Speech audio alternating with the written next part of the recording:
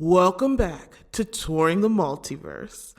I'm Miaca, and with me today is Kasi. And we've been looking into one of the Magic the Gathering settings that 5th edition has adopted, Theros.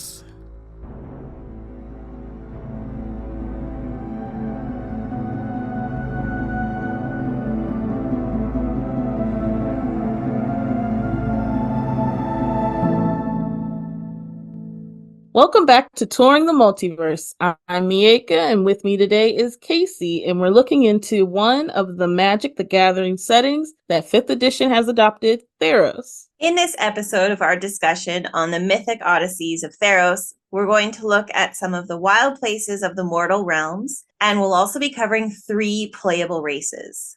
All right, we're about to dive into huge city number 2 in Theros. And I think this is probably like one of my favorites too. So let's get into Setessa. So in Setessa, the way the book describes it, the inside blends perfectly with the outside. The city itself lives in harmony with nature, which makes sense since this is the city of Karametra, the god of the harvest. So in the book, it will show like just you have like the city and you may have like this big huge tree like going up through the city and stuff like that. And so like beautiful place. It's also a beautiful place because the women outnumber the men here.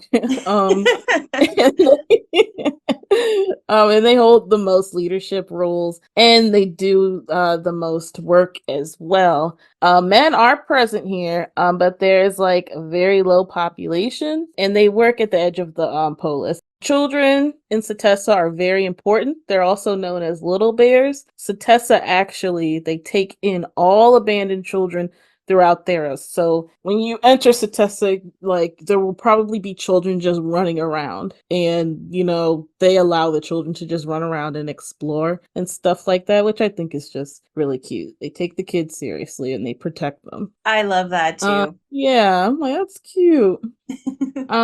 So gender in Setessa is a huge thing. Women become the heroes and men make their way in the world. This is called peregrination. So any men who like reside in Theros, they're just usually training or working with animals on like the outskirts of the city. There's no marriage here, and ancestry is traced matrilineally. I just said this Matrilineal? Thank Matrilineal? you. Matrilineal. That's a So tough thank you. word. Yeah, and I listened to it like 3 times and then I'm like I said it out. Anyway, so gender is very fluid here. The best example, and I feel like the book could have explained this a little bit better. But like so for example, a man after identifying as a woman can decide to go on peregrination, so go out into the world they want to. The same happens like vice versa for women. There are also those that choose to stand outside of gender and they live in Ophis Tower, which I think is pretty cool. So very accepting and very open place. Like you can be who you want to be and no one's going to get on your back about it. So that's nice. That is nice. I guess that ties into the Greek mythology way of things as well, where just anything goes. There's no, not that many rules. It just depends on where you are and who you're hanging out with. Right. It's like just as long as you're not like hurting anyone, like you're good. You can stay.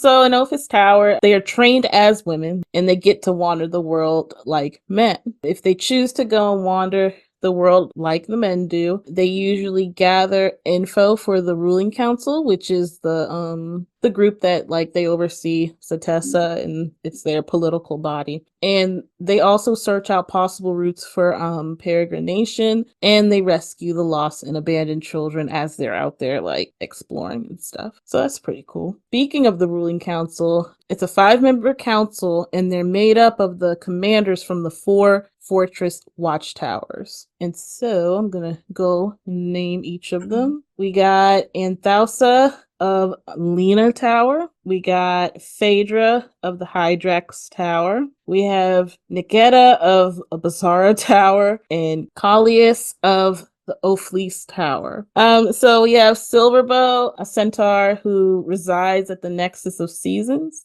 So these are our ruling council, and so your players can encounter any one of these three commanders if they are in Setessa. Setessans don't take kindly to non-humans, except the abandoned children, but they have been known to be hospitable. So I believe it's the same in Akros. They don't really care for non-humans. But like if you act like you have some sense, you're allowed to stay.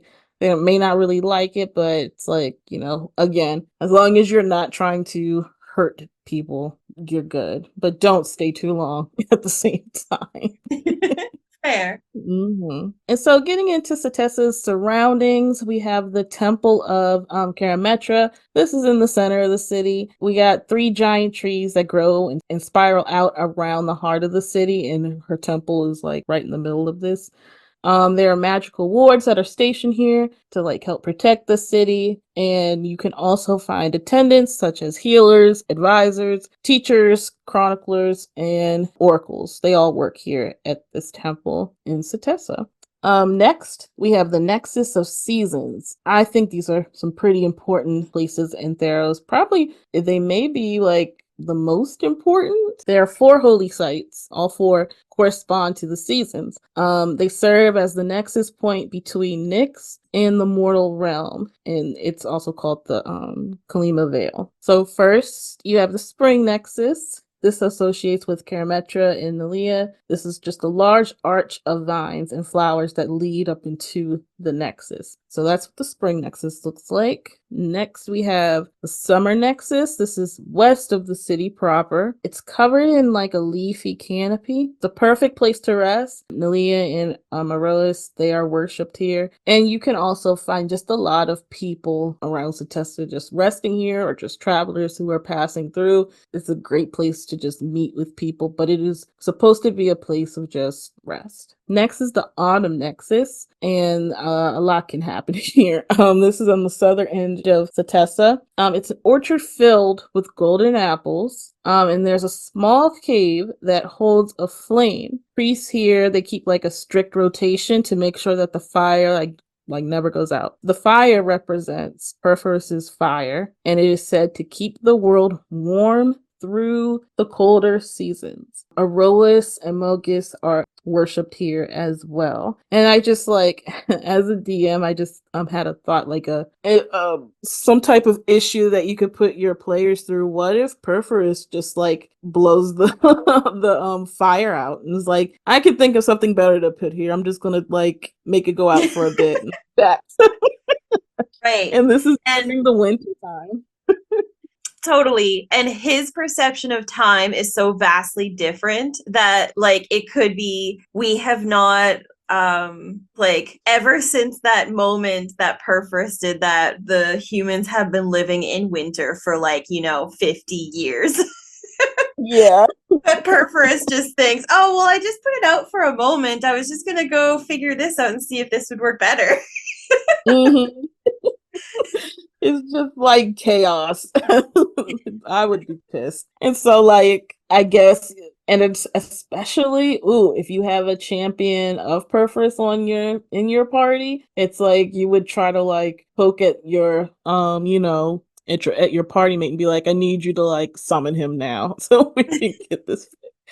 And so, and he's so flaky too. Maybe not flaky, Perforus. He's just so like out there and like destructive. It's just an interesting segue into like talking with him, and like thought it'd be cool. Yeah. Getting into the next one, the last one, the Winter Nexus. This is located on the eastern edge of the city. It's a rocky cave that was once a lion's den. It's rumored to lead into the underworld. Farika and Erebos are worshipped here, obviously, as well. Okay, so like I guess we hadn't talked about just how the weather is in Theros, but ultimately it just is. The weather just is. And so instead of having seasons where everyone's impacted, they have created, well, not they have created, they have these holy sites to kind of embrace each season. Is that accurate?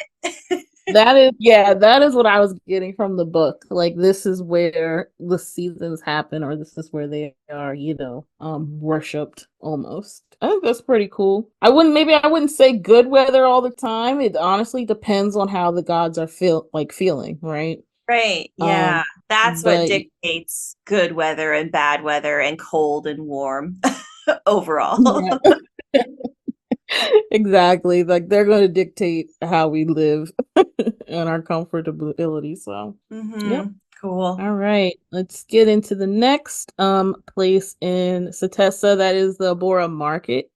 This is just a giant open air market. Outsiders are welcomed for only 7 days, surrounding the full moon. I love how specific that was.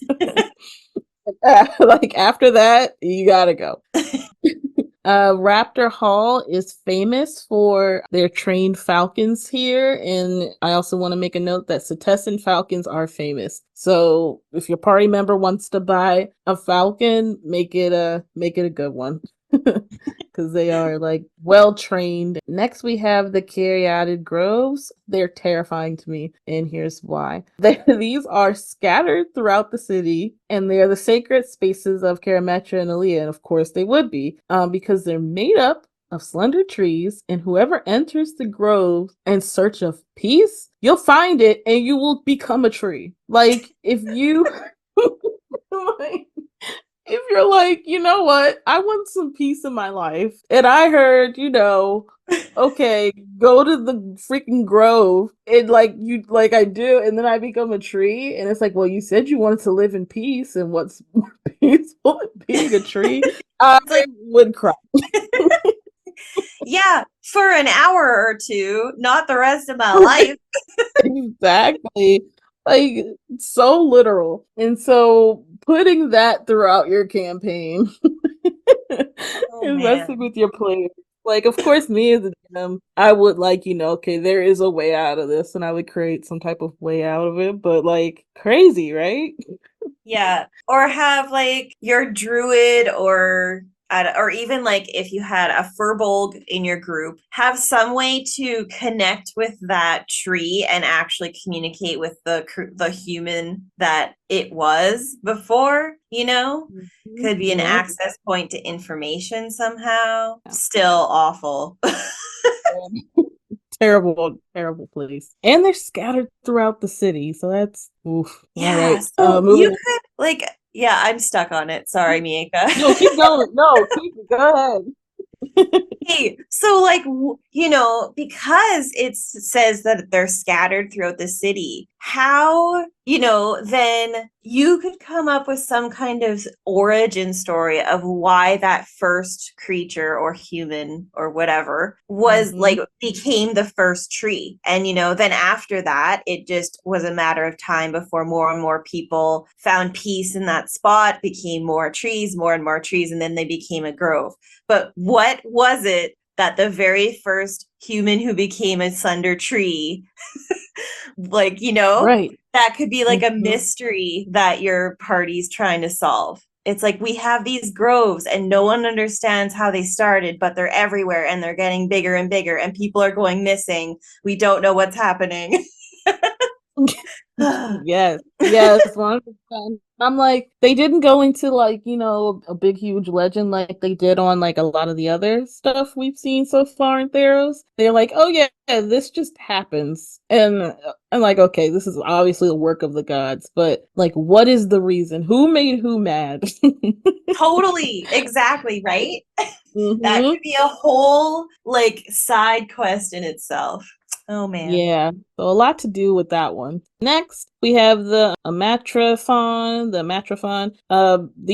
This is where the animal training happens. So trainers work with wolves and lions here. The men of Setessa work and live here, and you will find some women who work here too. So they're like training animals and, making a way in the world or in the city. So this is where the men are. And then we have the Nessian wood, which we've talked about a bit, and this is Nalia's domain. We have the Cypress Gates. Ancient Setessans carved an impenetrable fortress into the mountains to guard the pass. Other beings have been known to take up residence here.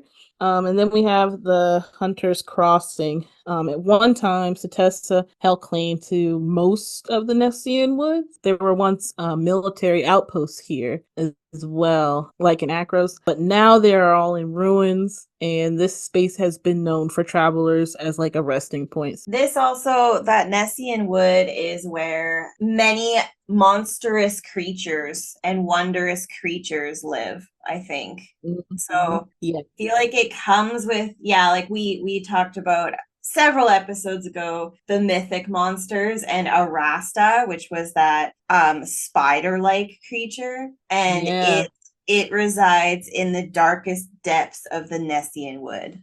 So I would love to bring a campaign through the Nessian wood just to see what the players decide to do and where they go and who they seek out, because it might be a mythic monster, it might be some NPCs, it might be some different races or communities of peoples. I feel like it's and like remnants of like even the military outposts could come into play.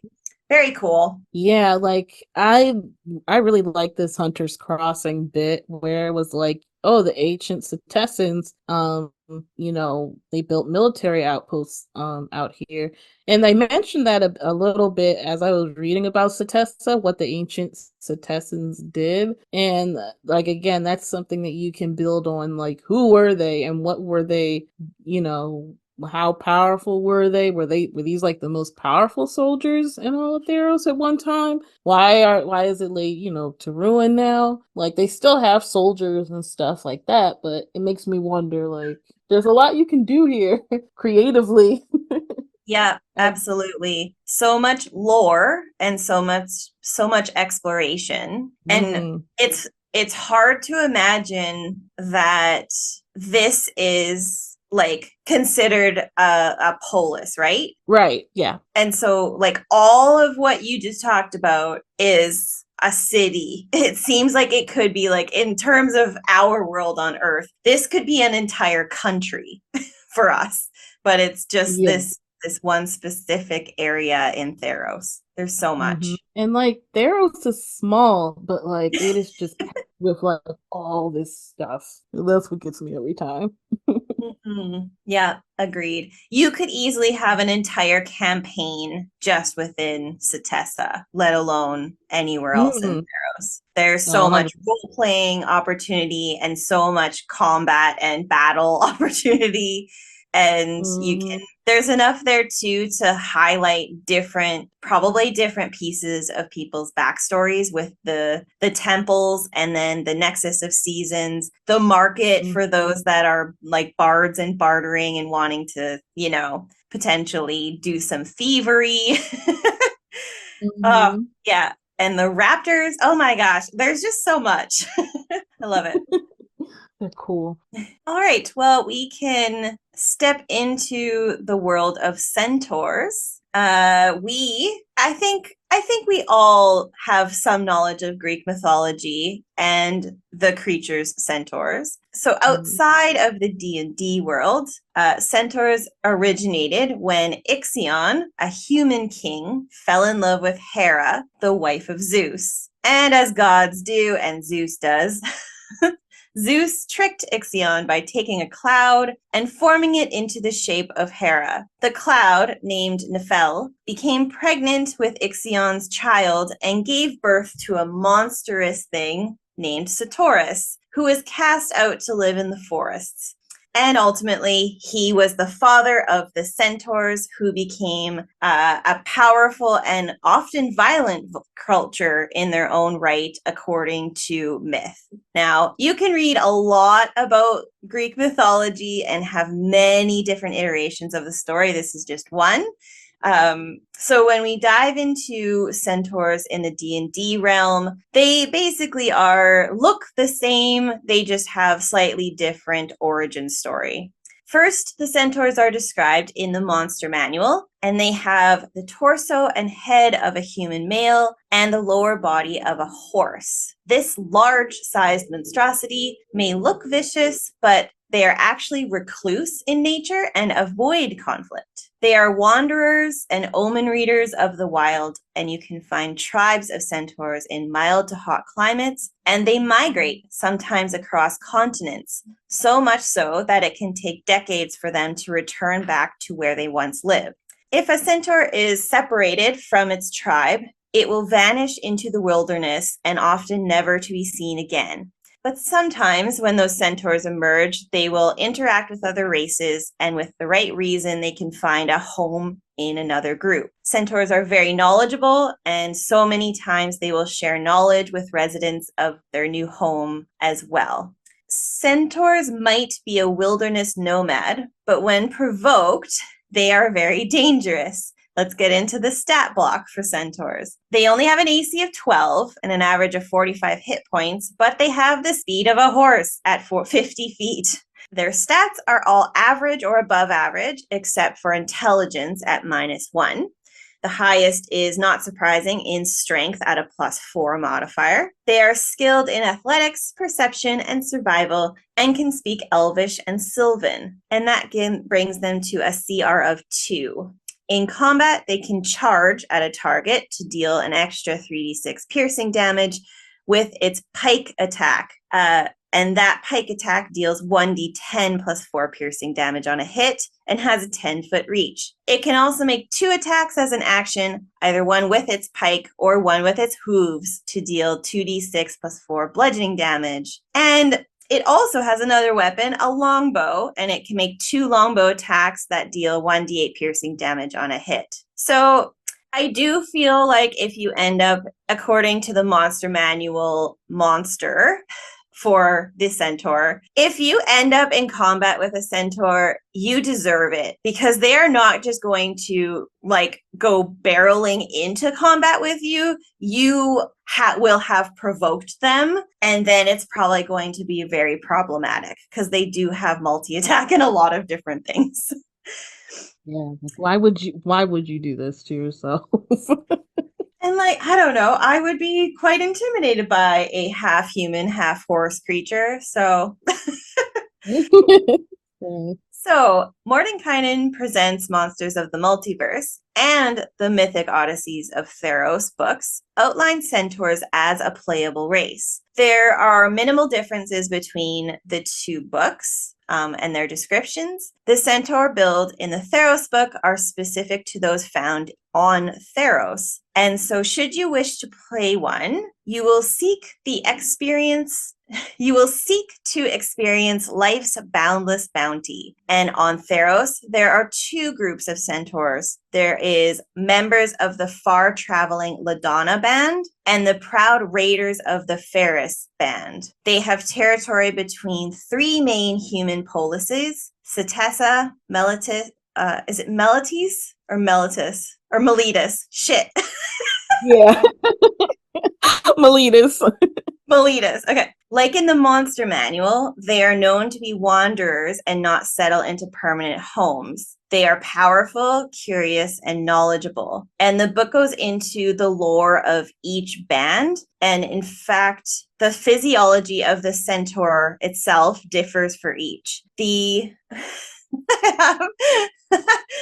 Oh God, Miaca. We're going to let that go. The Lagona band are sleek and muscular with strong legs built for endurance over speed. And the Phoberos band typically have longer, nimble legs with lean bodies marked with colored patterns on their hide. And they will even have the same pattern of tattoos on their upper humanoid torso.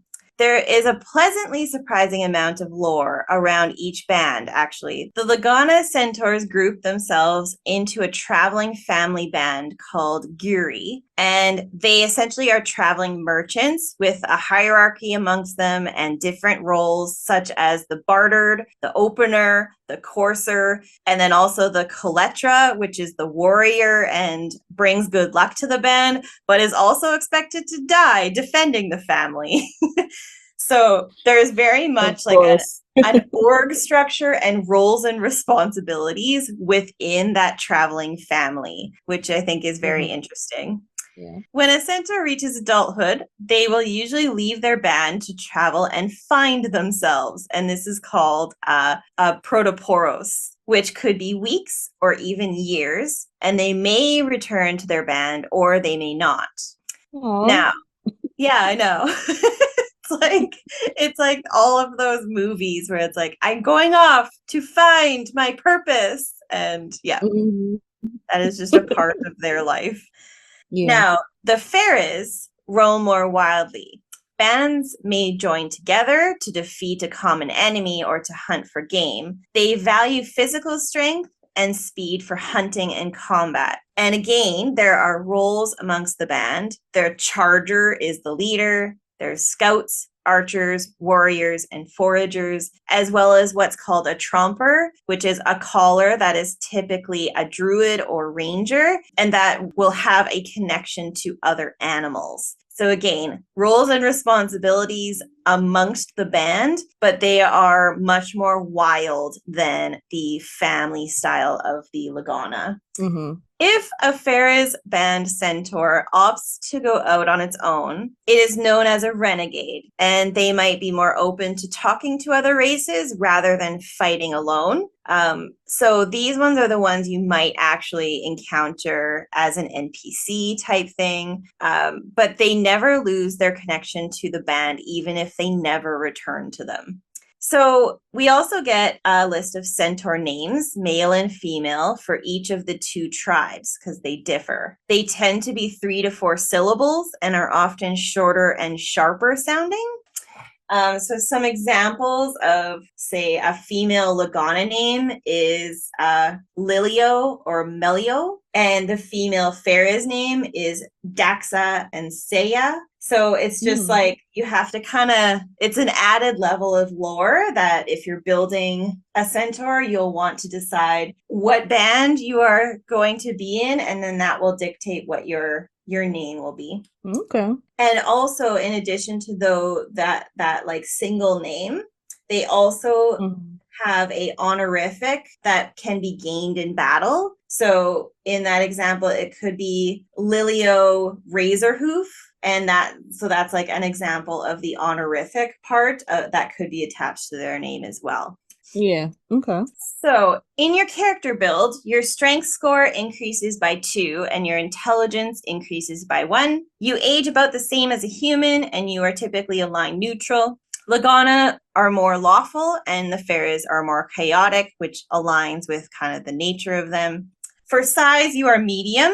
And this is different than what the Monster Manual stat block says as large, but you are still 6 to 7 feet tall. I was just about to say, medium. Yep, I know, medium, even though you are half horse. Yeah, okay. I guess maybe it's their attempt to making it fair. I don't know.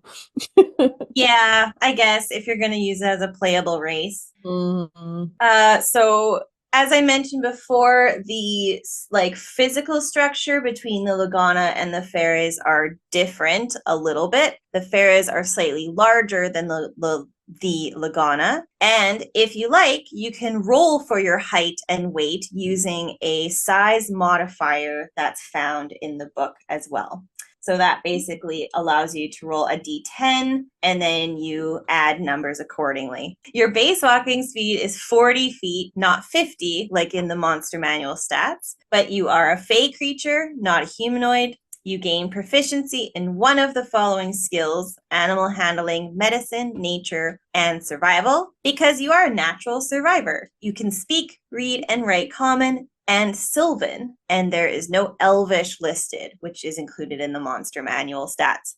So there are a few changes when you're building out a centaur as a playable character versus the monster manual stat block for a centaur. Those are probably the biggest ones.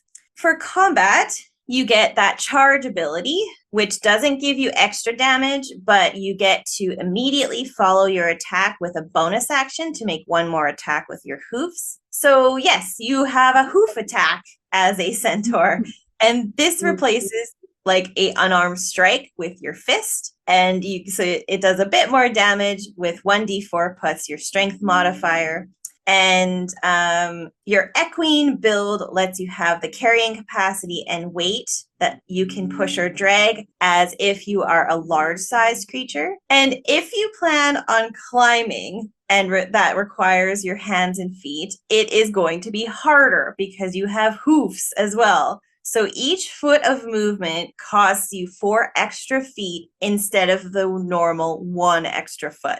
So this kind of, I found it was hard to wrap my head around exactly what that is. So make sure to check that in the book so that you understand it in your character build.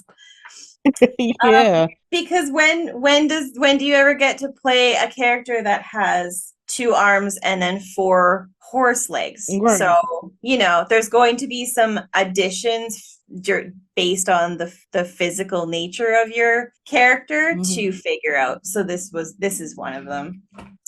So anyway, that's Centaur. It's quite wild. It's mentioned and spanned across 3 different books now in the D&D 5th edition world. Some differences between, but not too much. I personally think the Theros book brings so much more lore and excitement to building a centaur that's where you would kind of want to start if you're going to build one for your own character.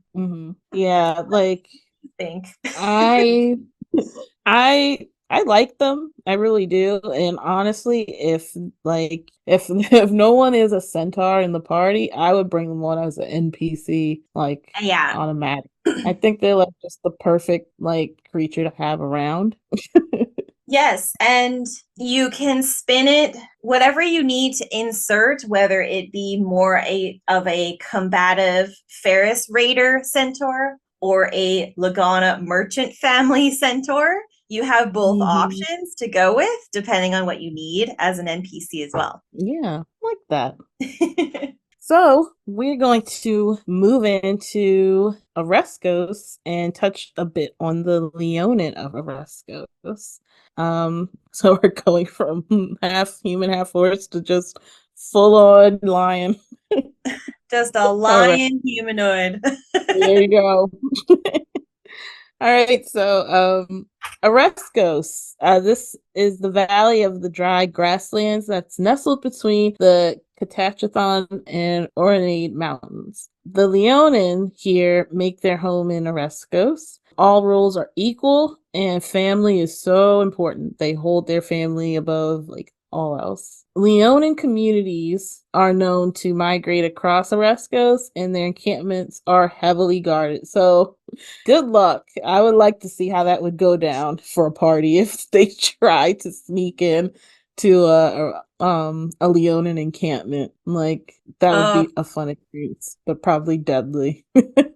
Yeah, it would be just like trying to sneak into a lion's den with a pride of multi-family lions. Yep, it was 50-50 chance. Yep. So within Leonin culture, you have someone called the Speaker. After the autumn equinox, the matriarchs gather to decide who will act as a rep for all prides in the wider world. This is known to be the Speaker. The Speaker only rules for one single year. So as the Leonin have become less isolated, they have had one Speaker rule for a few years now, and it's a man, which is very rare. But he is quick to seek advice from the matriarchs And he also seeks out their wisdom, and he's very cautious when dealing with the human world, so that's very good. So you have the Ironmanes, which are fearsome Leonin warriors who don't recognize the authority of the speaker, so we got some drama here. They keep to themselves and rarely work with anyone other than Leonin. So if you have someone in your party who wants to be a Leonin and they don't know what class they should take, but they want to be an Ironmane, typically they are like fighters and rangers. There you go. You also get the Sun Guides. These are very mystical and knowledgeable group of Leonin. They like to read messages in like the plant growth and like keep track of animal migrations. These are going to be your druids, your monks, rangers too, and sorcerers. And then you have the Swift Claws. These are going to be your fighters and your rogues. They're great storytellers and they're known for their speed and efficiency. So probably like the cool kids.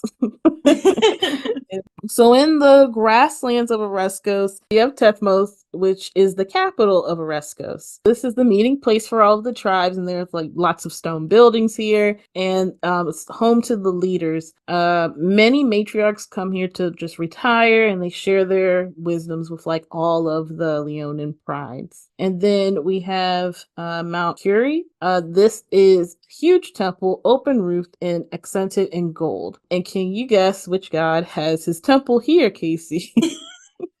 A huge temple with gold, Mount Curie. Opened up to the sky, to the sun. Is it the god of sun? Yeah, Helios. Of course. He has, yeah. He has his temple here. It's rare, but like his servants sometimes show up here, and it can be a problem because Leonin, they do not like they have nothing to do with the gods. They don't take on like a champion of the gods, or they do their own thing. So you have this like a huge temple here, which is like a Helio temple, and while it does sit empty most of the time, you do get people who show up to like just mess around in it. And if the Leonin show up, not mess around but like worship in it and stuff, and if Leonin are around, they'll like show up and be like, all right, you gotta go. And so that's an issue. I also imagine them like hanging out and napping on different parts of the temple, like climbing up and hanging out on like the edge of the open roof. And if somebody manages to get there to like do some worshiping, they're like, we don't know who you're talking about. What are you even talking about? No, this is not that. Like they're just going to be like, we don't know any god of that name. Like just very dismissive and be like, can you just move along? We're just lounging here. Right.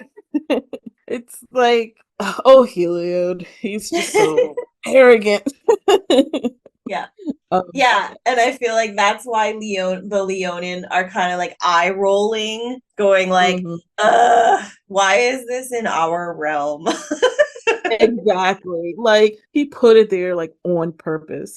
Because I'm not 100% sure, but I think Leonin are like the only like race within Theros that like again, they don't interact with the gods and they do just fine.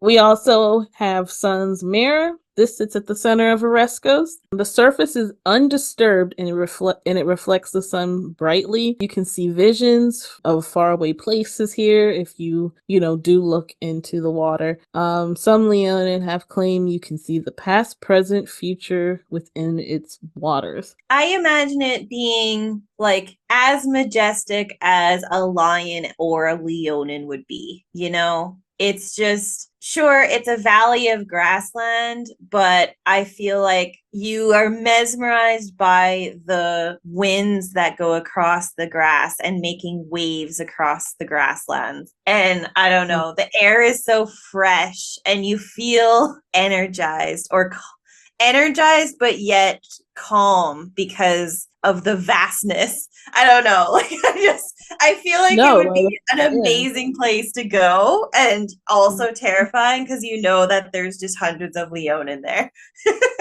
Yes. Like this is like I love the gods and everything, but man, like if you want to break from just like the gods interfering into like mortal life and stuff, you could spend a long time within your campaign here, especially Mhm. going to the capital city, interacting with different prides, and again, creativity can really flow here as a DM because you can kind of create other prides as well. You don't have to be an Iron Main or like work in the confines of like Iron Main or the what's the other one? The Sun Guides, I believe. Yeah. Or the Swift Claws. Like you can like really make this your own little side creative project. Yeah, and I feel like you could even use some of these roles in the community as places to get training. So, say Mhm. you might have been tasked to go train with the Swift Claws, of Oreskos. So you need to get to Theros, you need to find Oreskos, and you need to find, a community with swift claws that you can train with to gain ability in fighting or something like that.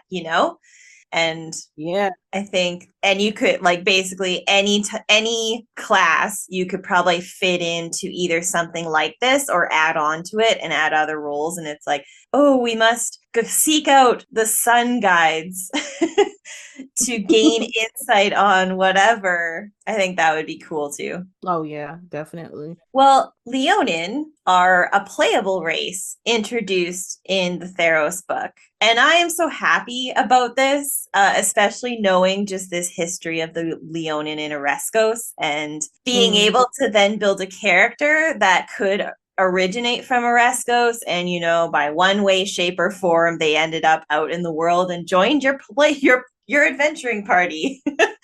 But there's just a lot of history there that then can be part of your backstory. And we have a Leonin, or had a Leonin in our party. But yeah, he was like a really fun add on. And I think Dave played him really well because, not surprisingly, Mm. he picked him as a barbarian, but he was Perfect. just, yeah, he and so the Leonin are described as noble and fierce, and they guard the lands of Oreskos. And Oreskos is described as a golden plain, even the gods rarely trespass. So yes, like Miaca, you were saying, it's kind of like an escape where you can be free of godly influence in Theros, at least for a little while. Mm. Leonin, they live in prides and rarely interact with other peoples. Few may be curious of what lies beyond their border mountains. And the art, I think, is really great in the book. Like you can imagine, Leonin are humanoid lions. They are bipedal and are usually taller than a typical human, with tawny fur and thick mane that ranges in color from gold to black. And they have retractable claws and an intimidating roar and can turn from regal to fearsome in a flash. Leonin are known to easily take offense and are intolerant of belligerent or critical nature. They really just enjoy fighting, arguing, sparring, but they do not carry grudges. So the insult is quickly forgotten when the fight is over. Feel like this is also just a group of like university or teenage boys who just need to like get their energy out in one way or another and will just pick a fight. But then when it's all over, it's like, hey, do you want to just go get some food? It's like, sure. Yeah. Like when you're no longer angry anymore, it's like, all right. Yeah. And so the book does describe the lore around Leonin and the gods. And like Miaca said, there is not really any worshipping going on here. And that's because centuries ago, Leonin did worship the same gods that humans do, but they suffered greatly at the hand of tyrant Agnomachos. and most then rejected the gods entirely. They don't deny their existence, but don't see a reason to worship and adore them. They are self-reliant and rely on their prides. And you can even roll on a d6 table for the attitude you may have towards the gods as a Leonin. Miaca, do you have any dice? You want to roll? 4. 4. So as a Leonin, I am certain every bad thing that happens can ultimately be blamed on the gods. But I roll my eyes at each new twist of fate and try to get on with my life. All right, that's like perfect average Leonin behavior or attitude. Yeah. Well, and I would love to pair that mentality of the Leonin with a say like some kind of paladin that lives and breathes for the honor and like ascension with their god, and it would just be this like polar opposite amongst the party. I 100% need this. Right? And I would want Dan to be the paladin. Yes! We were thinking the same. Yeah, and then like Megan to be the Leonin that just like eye rolls like 25 times a session. I need this to happen. There you go. Dan, Megan, next campaign. Love it. So Leonin names are tied to their prides. So, for example, you might be Aletha of the Iron Mane Pride. And so it also ties not only to the pride, but what you talked about, Miaca, with like their role. So that also might be Apto, who could be Apto of the sun gods. You know, like it's just, that's how you can kind of build out your name. And in your character build, a Leonin gives you a constitution score increase by 2 and a strength score increase by 1. You mature and age at the same rate as humans. You tend to be good aligned, lawful good if you focus on your pride and that family aspect. You are always over 6 feet tall, and you may even be 7 feet tall, yet you are medium sized. You can again roll for your height and weight with a size modifier in the book. You have a walking speed of 35 feet and dark vision of 60 feet. You are proficient in one of the following skills: athletics, intimidation, perception, or survival. And you can speak, read, and write Common and Leonin. In combat, you have a claw attack to deal 1d4 plus strength, your strength modifier in slashing damage for an unarmed strike. And you have Daunting Roar as a bonus action, where you can roar and creatures of your choice within 10 feet have to make a wisdom save or become frightened of you until the end of your next turn. You can only use this trait once per long or short rest. And I vividly remember Dave using this ability against one of our own characters because it was creature of your choice. And I'm certain it was probably Dan's character, but but I remember him being like, I roar, and it was to try and frighten like our own party. it was hilarious. Oh, yes. man. So I am grateful the Theros book has built this out for us. There is a good amount of lore to build out a backstory from and connect with many a thing. I really like that this is one avenue if you are just kind of stuck on which god or the gods in general and how your player might connect to them. A Leonin doesn't. So there you go. There you go. Like seriously, like be a Leonin in Theros or in Oreskos. Cool. Like, All right. Now we're going to roll right into Phoberos and Skophos. Both of these cities lie on the western edge of Agronian territory, and they are haunted by ravenous monsters. So this is a lot going on here. Sounds wonderful. Right. You want random encounters? Here you go. You're gonna have to go here. You can go anywhere, but like this is the place. It's a lot going on here. Anyway, so In the north lies Skophos, which is a labyrinth polis. Hardly anyone has successfully made it through. And I am now wondering if that's where my character is, Kasi. Oh, I'm Miaca. currently. Yes, So go ahead. when I was reading about Minotaurs and labyrinths, I immediately thought of your character and I was like, oh no, this Oh might my be gosh. where she is. I'm like not having it. I haven't. So when Adam was here, we did play a bit, and I'm like making my way through, and nothing crazy has happened yet. But I'm Okay. just not having it. I'm just like collecting stuff from people who have died, of course, in my true fashion. I just show up and I'm like, I want this, and I just pick it up from a pool of blood. That looks cool. Yeah.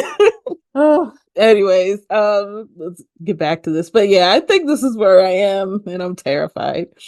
Again, hardly anyone has made it through all of Skophos.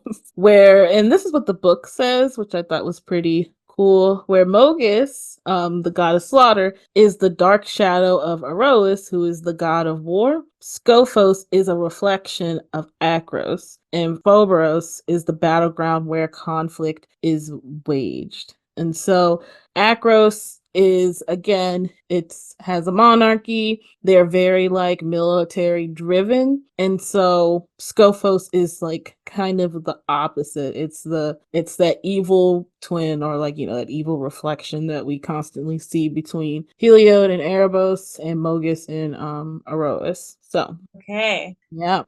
Moving on, so I'm gonna touch on the Minotaurs of Phobos. We have the Bloodhound Minotaur. They have blood-caked horns. They slaughter and devour any intruders. They value the bone marrow of young humans, which I thought was very Awful. specific.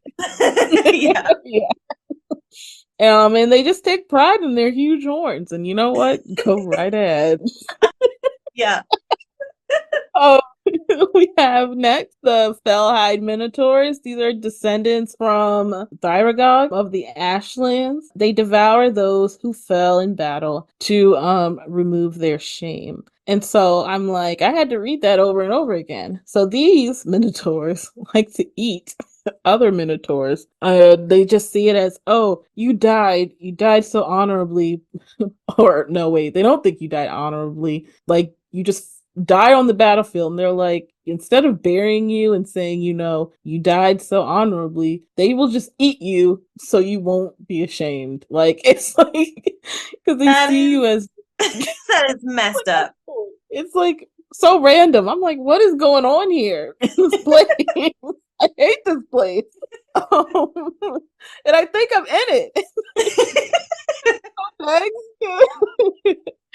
Next, we have the Rage Gore Minotaurs. These are like they are deeply infected by Mogus's bloodlust. They seem to feel no pain, and they barely notice wounds. They are just killing. They're just killing things to just be killing, and they do not care. Yeah, Jesus. they're scary. Yep. Getting back into the city of Skophos, this is like a literal maze. There are some outcroppings that tower over the labyrinth, including some temples of Mogus, Erebos, Kyrinos, and Perforos. Individuals serve as tyrants over city districts within Skophos. So there is some type of structure here, but like if you go into a specific district, you're going to run into some tyrants who are just taking over. So just a lot of evil and like craziness happening here. Yeah. Chaos. Um Lots of yeah, chaos. very chaotic. We do have the lesser peristyle, which I think is like, oh my gosh, so interesting. So this is dedicated to Afara, and Afara is the god of civilization. So the Minotaurs here strive to make a better way of life in Skophos, and so I didn't want to write it all out, but what I got from it is like they are like looking into, they study civilizations, and they are trying to slowly build Skophos to be like more civilized. And the Minotaurs here know that it can happen, but they have to try to like put the right pieces together. And I think it's just so cool to have like an NPC just like tell you the story of how they were, I don't know, maybe a rage gore minotaur and something happened in their life and now they work here at the Lesser Paris style and they're just trying to learn and figure out a better way of life. I like Yeah, yeah, in Skophos. I agree. It's a nice little thing. It's like, well, not all hope is lost. There's this. Oh yeah. Like they're doing some work. Some work is happening. So yeah, I like that. Next we have Mogus's Chalice. This is a huge temple dedicated to Mogus. It's more elaborate and not as crude. Like, it's nice. There is a legend though that if anyone kills their hated rival in the main room of this temple, they'll be blessed by Mogus. So that's cool. Yeah. And that is I can just see that being a major villain story where you're being bamboozled into getting somewhere. Oh my gosh, yes. Oh, like an NPC that's been with you this whole time and y'all get Yeah. there. Oh my gosh. And you Yeah. thought they would end? Yeah, and then they're like this nemesis from your past, and they've just been like pretending to be someone else, and all to get you to this chalice and this huge temple to kill you. God damn. Oh, I know. Like it's like, oh, this place is nice, and then the next thing you know, you're fighting for your freaking life. It's Yep. like, what is this place? Next we got the Badlands of Phoberos. This is just desolate wilderness. You have Death Bellow Canyon, which is just a stinky, terrible place. At the heart, is the Kragma, and this is the meeting place for the Rage Gore Minotaurs. They make sacrifices here, and they just do terrible things, but this is where they are. Next, we have the Stratian Front. This is a place for Acronians to basically monitor Phoberos. That's basically it. Next, we have the Ashlands. It's a reminder of the last time Mount Vesios erupted. And again, from the last episode, we talked about Mount Vesios is that huge, huge volcano that pretty destructive if like it ever erupts. And so this place holds as a reminder from the last time that it erupted. Numerous undead wander here, and the Fellhide Minotaurs, of course, reside here, as well as a bleached dragon oracle named Time Drinker. So that's cool.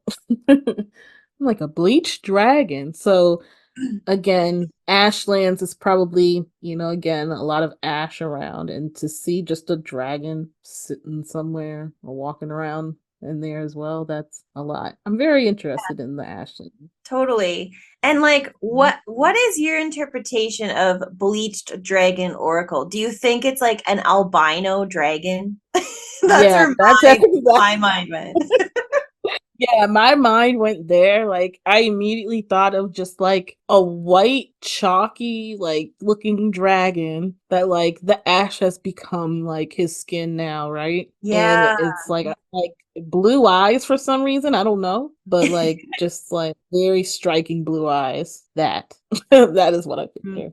Yeah, and if there's lots of undead, it's like that. It's like Game of Thrones White Walker style, where like that Yeah. blue frosty eyes and that are so terrifying. And yet, Yep. like, does it probably never, it just says that it resides there and its name is Time Drinker. It's like how many different ways you could interpret its personality, if you Right. wanted it to be an encounter. Like so much to work with just that location in itself. Oh my gosh. If I step out of this labyrinth alive and I look around and I'm out in freaking Skophos this whole time and I gotta walk through Phoberos, I'm gonna lose my mind.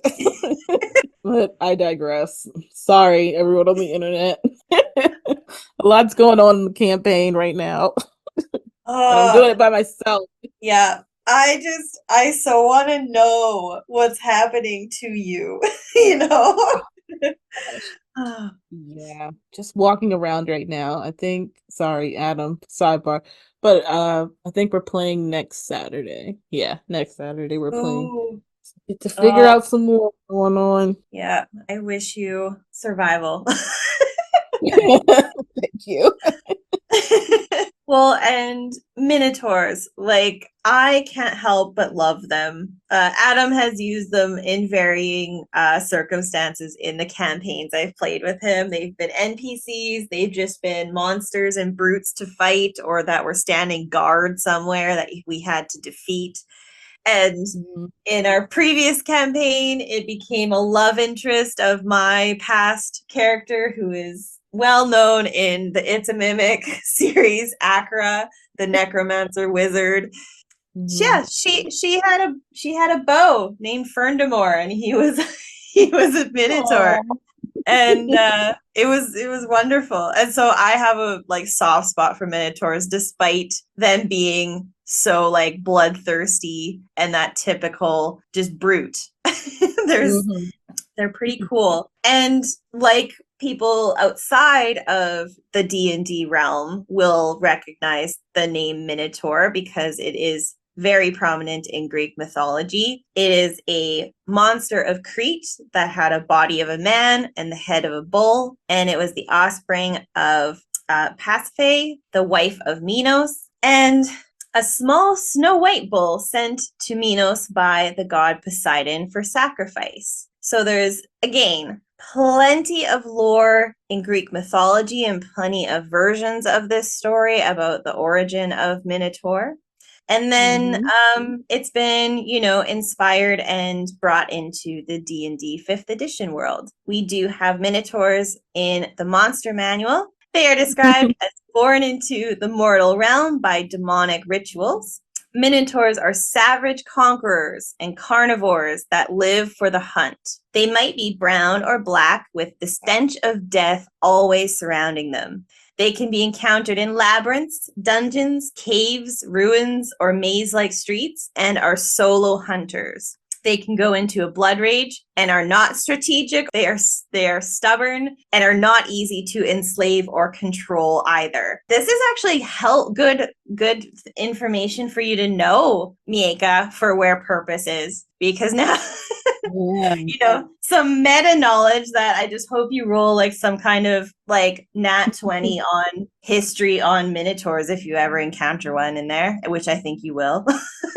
Yeah, there is actually one stalking the place, just walking around the whole place. And like it's been written that you cannot survive this thing. So yeah, I believe it.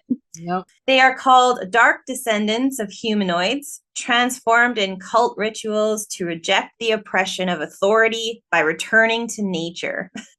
I like read of this and I just like eye rolled. It's like, all that reject the oppression of authority. It's like, yes, we know. Like, yes, okay, just do your thing over there. But this is actually pretty scary what they're trying to do. So the cult lore here differs depending on where you read, but there is always lots of sacrifice and blood and savagery. And the demon lord Baphomet, the Horned King, is the creator of these cults and thus Minotaurs as well, and has a layer of the abyss as a giant labyrinth. So we're really seeing a big theme here. It's labyrinth, demons, blood, savagery, and Minotaurs. Yes. Minotaurs can, however, breed with one another, creating a new generation of Baphomet's children that weren't just created from these cults and from Baphomet. So, maybe that can be an angle of generations of just baby making can bring a new perspective to the Minotaur origins. Oh my gosh. Oh gosh. Yeah.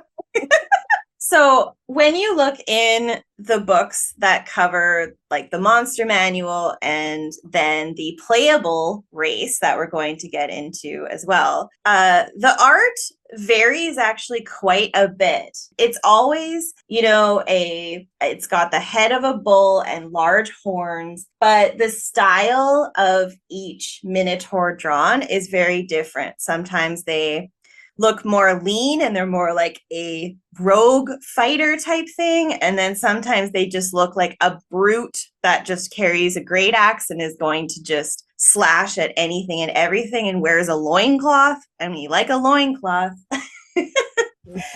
Yes, 100%. And the Mythic Odysseys of Theros has two depictions of a Minotaur. Both have lots of detail around their armor and jewelry and things that are like sheaths that cover their horns. And so it kind of is really inspiring for thinking about making a Minotaur as your own character.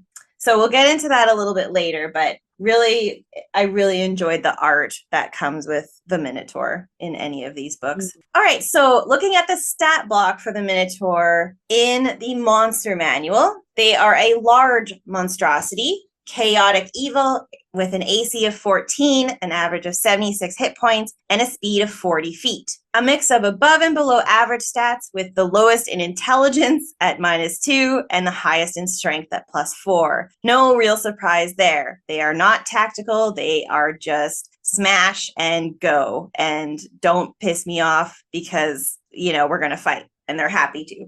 They want blood. Yeah.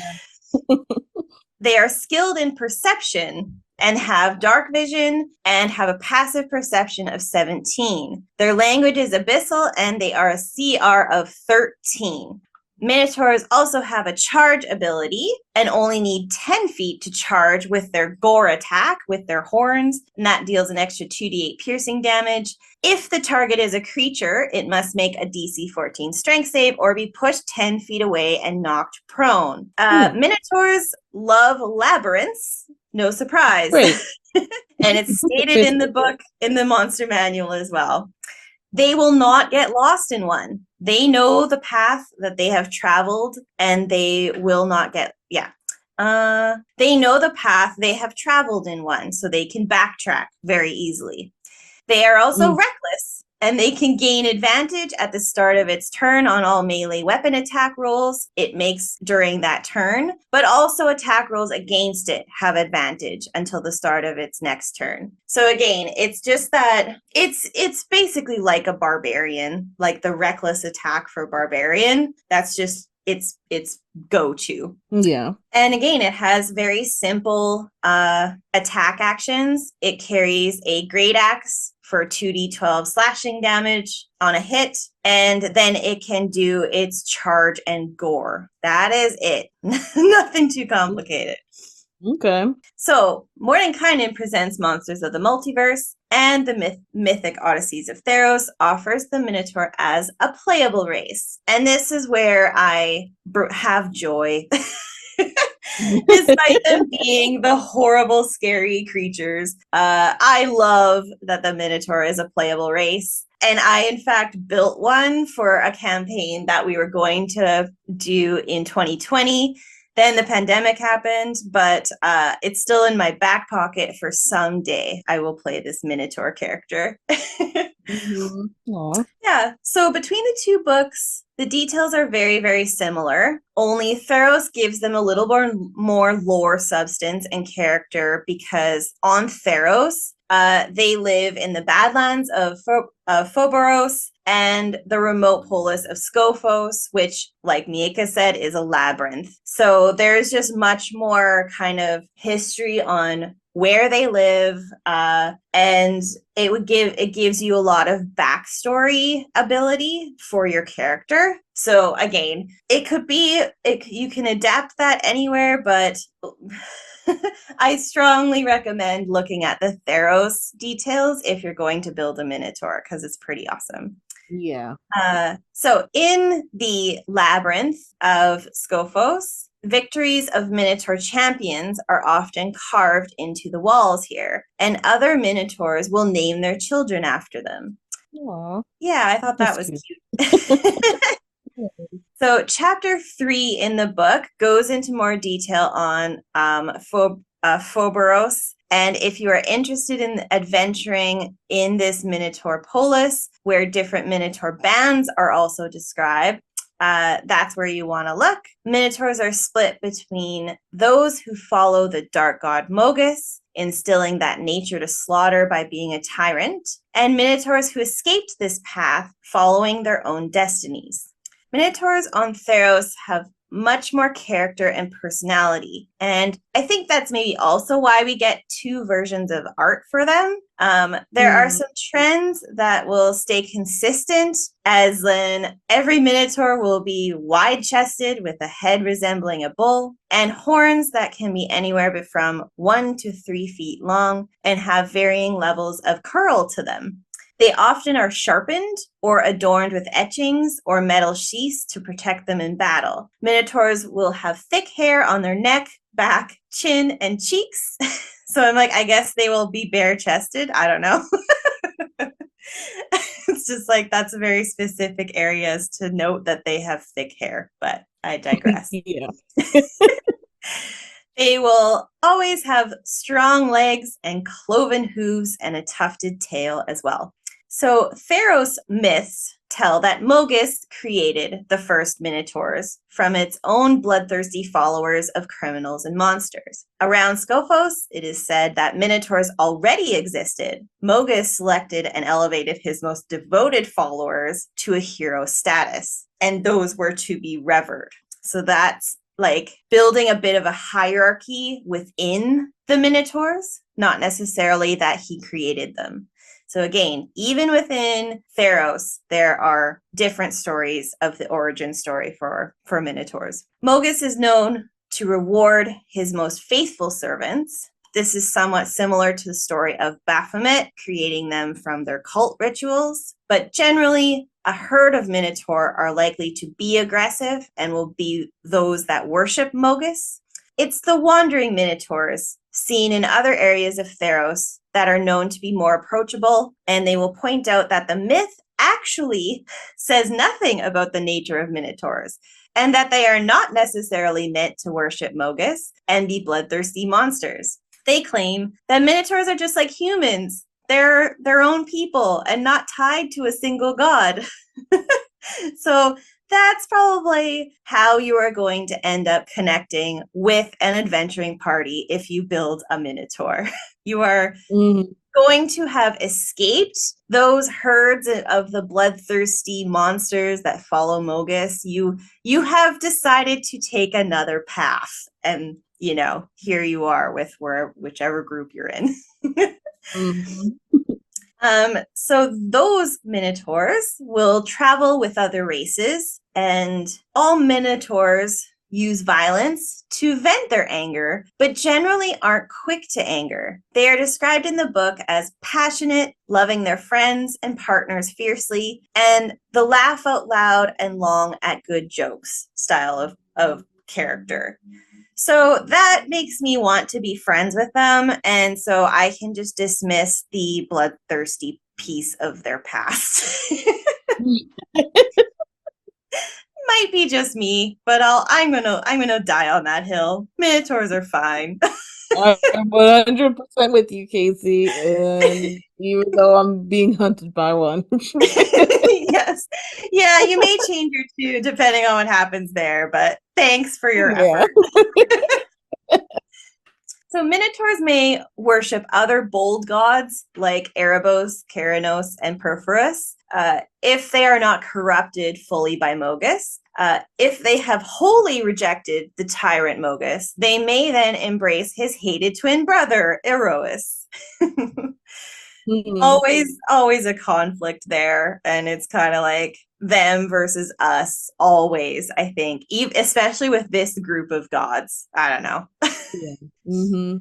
So there are some famous Minotaurs that are mentioned in the Caliphaea.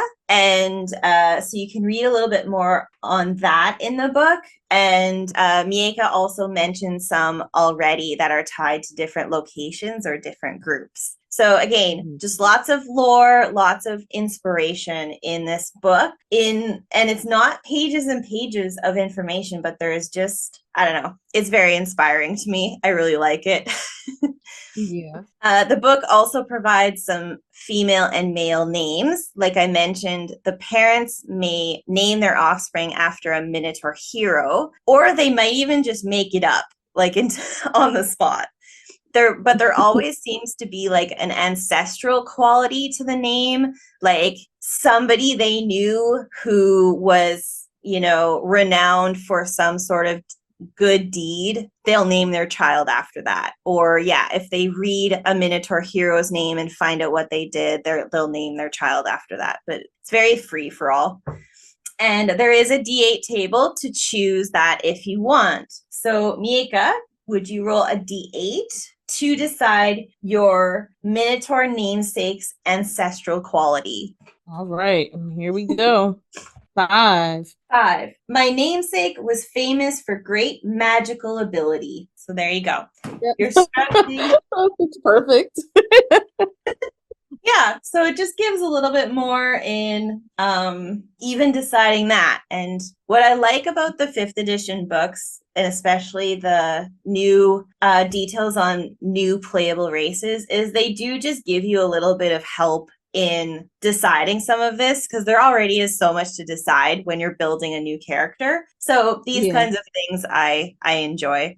This Theros book seems to have a lot of those types of tables. Like over this series, we've rolled dice lots of times just to pick different things or determine different outcomes. And I think that's a really fun thing to have. Mm-hmm. All right, so let's get into, finally, what it looks like when choosing a Minotaur as your character's race. If you are building this character to play in another D&D world outside of Theros, these are the traits of one that has avoided the demonic influence of Baphomet. And so you're going to be more of the wanderer.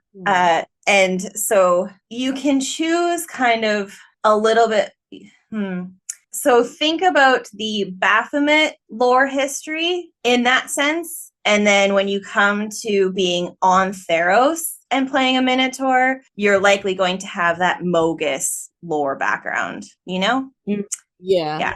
Okay, so your strength increases by 2 and your con increases by 1, and they mature and age about the same rate as humans, and you are typically chaotic. You are typically chaotic unless you reside in Skophos, where your alignment will be more lawful. And I also feel like that ties directly in Skophos being a labyrinth. That is extremely structured. There is only one way, shape, or form you can navigate through a labyrinth usually. So that makes sense to me. You will be over 6 feet tall, and you will be, as usual, size medium. So this is different from the monster manual size of large. Once again, you can roll a size modifier to decide your height and weight, and your speed is going to be 30 feet. You are proficient in one of the following: intimidation or persuasion, and that's it. That's your choices. One of those. Makes sense. Yeah. You can speak, read, and write Common and Minotaur. Your horns are used as an unarmed strike and deal piercing damage of 1d6 plus your strength modifier. And you can also use them for 2 other abilities. The first is Goring Rush. Gore is also a theme with Minotaurs. So Goring Rush, you use the dash action on your turn and move at least 30 feet and take 1 melee attack with your horns as a bonus action.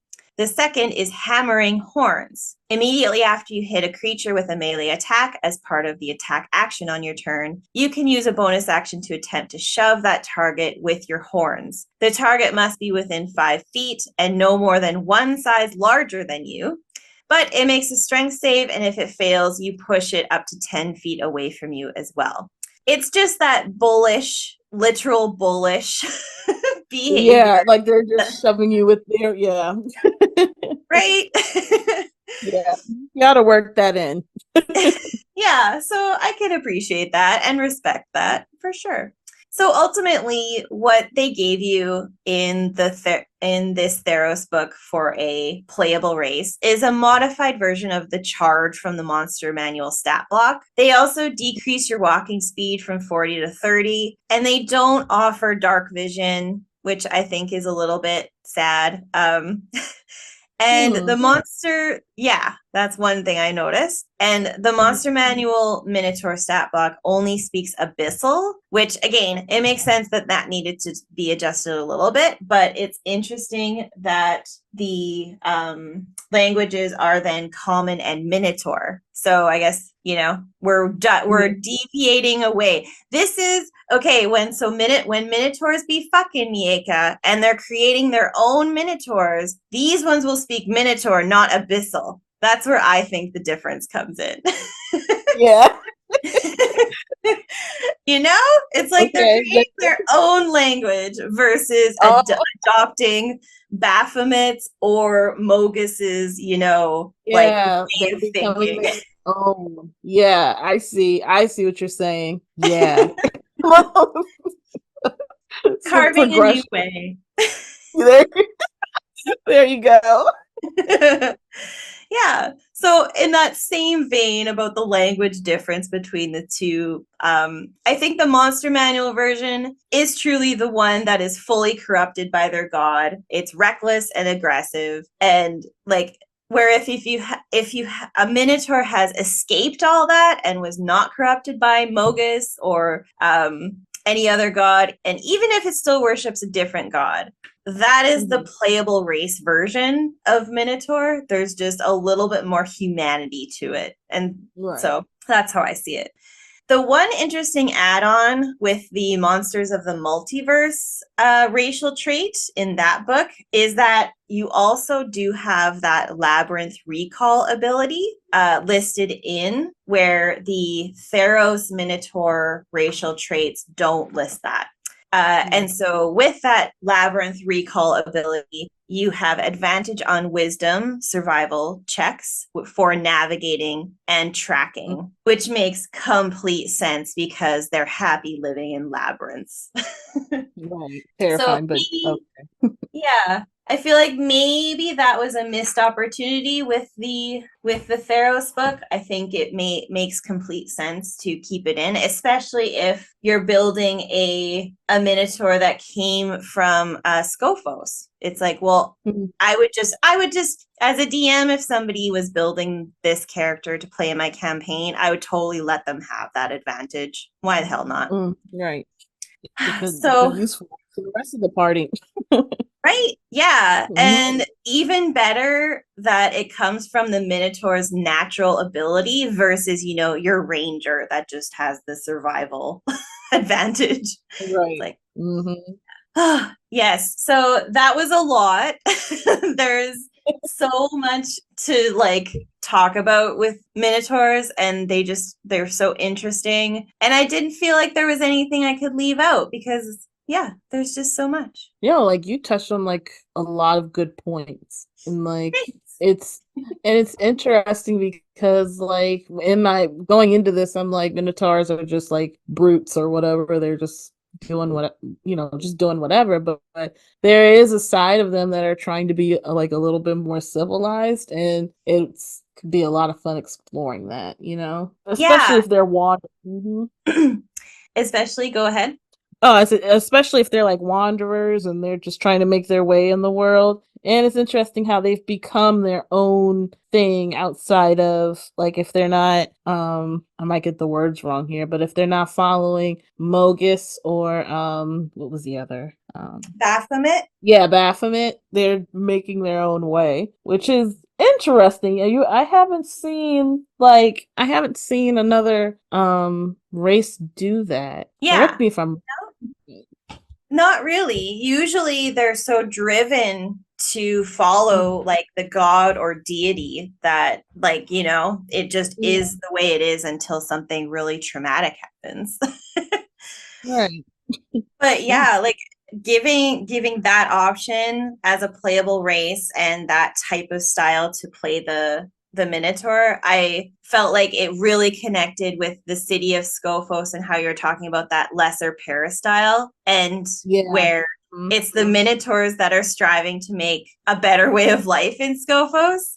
Like maybe that's where your character like came from, and you were asked to like, we need more information on how to fix this, how to make a better way of life. And so you were sent out into the world to find knowledge on something. And, you know, then you end up meeting up with a bunch of other characters, and then you're an adventuring party. Yeah. There you go. Now you're a hero, and now there's a lot of going on. Yeah, or like you were talking about, what if you were a Minotaur hero, and like you were a rage gore Minotaur, and you had a massive fall from grace, and you were scooped up by the lesser peristyle, and then, you know, they kind of supported you to recover, and now you have a whole different perspective on life, and that's when you're just going out into the world as a wanderer, you know? Yeah, it's the character development for me. Like it's all written right there for you. Yes. I could see you building a Minotaur character. Totally, Miaca. Yeah. And you would have a lot of fun with it. I think I would, you know, take a step away from what's comfortable for me. But like, yeah, I can see that happening. Oh, the drama of it all. Yes. I'm all for that. Yeah. It was a joy to do this research and learn about these different playable races, to be inspired, and then hear how they're so connected to the polises and the cities and regions you talked about. Yeah, really liked it. How like keeping them all together, and how they feed into one another. Yeah. So if you had to pick then, Miaca, from Centaur, Leonin, and Minotaur, first, what player or what race would you like to choose first to play? And then if you had a romance in your campaign, which race would you want it to be based on your first answer? They can't be the same. Oh, this is wild. Okay. Let's see. I would like to honestly play as a Leonin. As a romantic interest, it would have to be Minotaur. I'm a sucker for like, I was once a bad boy, but now I'm trying to be a scholar. I'm like, tell me more. And you could also play it that your Leonin god, like not worshiping any god in particular ways, like influences the Minotaur to let go of those, like that bloodthirst and that Mogus way, and move towards not worshiping a god at all. Ooh. Okay, well now now I want to play the Minotaur that your Leonin falls in love with. Oh, perfect. There we go. Let's do it. Oh, man. We really need to do this. Like serious. Oh, it could happen. Hey, y'all, you were talking about the all lady mimics D&D game. There we go. I will be a Leonin. That could be a one shot or a quest. There you go. And who are we kidding? If we say that we're going to do a one shot, it will end up being a campaign that lasts like months and months. Like we are now playing the game. Yeah. I think I would pick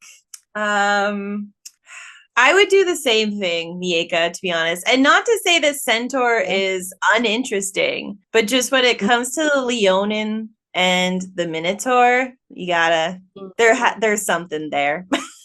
Yeah, yeah, absolutely. There is something there. And like I see centaurs as being like your friend. Like that's your best friend in battle. Like y'all are working Yeah. together. You're the perfect teammates with a centaur. I don't know. I don't know what it is.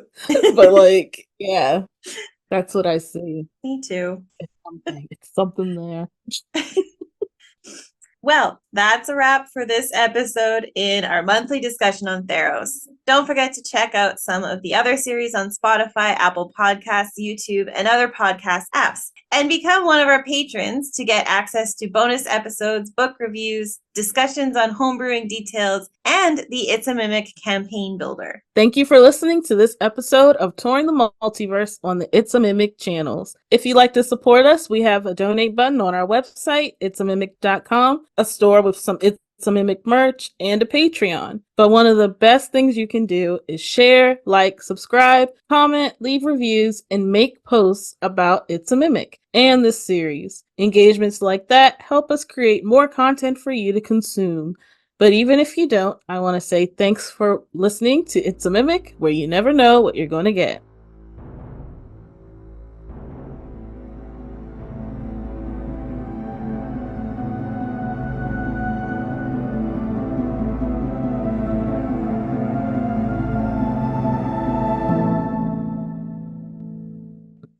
Whew. No surprise. That was a big episode. Yeah. It Oh my was God. a lot of information. Yeah. A lot of And information said. yeah, and like, I don't know, I know it was cities and just playable races, but I think that's what inspires people to play on Theros and get this Mm-hmm. book is because of the cities and the importance of the cities and what happens in them, and then those specific races that live there. Right, like they feed into each other like so well. Yeah. Yeah. Yeah, that was awesome. That was a good So, episode. yeah. And like, I don't know, who cares if it's too long or not even too long? It's longer than Adam anticipated. Yeah. It'll be fine. He can just cut what he wants if it's too long. Yep. But there was a lot of great stuff in there, so I he think should so. keep a lot of it. I swear I haven't been drinking. Well, you're 100% fine. Oh, okay. Oof.